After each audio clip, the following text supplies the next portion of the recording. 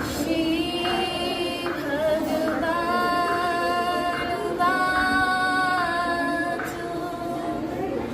ऊर्ध्वमूलमधोशाखमाश्वत्थां प्राहुरव्ययां छन्दांसि यस्य पर्णानि यस्थां वेद स वेदविद्।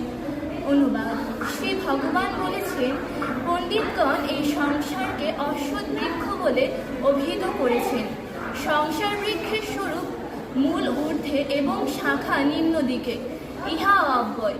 বেদসমূহ এই সংসার বৃক্ষের পত্রসমূহ। এই সংসার বৃক্ষ সম্পর্কে যিনি যথার্থ রূপে জানেন তিনি শতর্থ যোগী অর্থাৎ তত্ত্বজ্ঞ।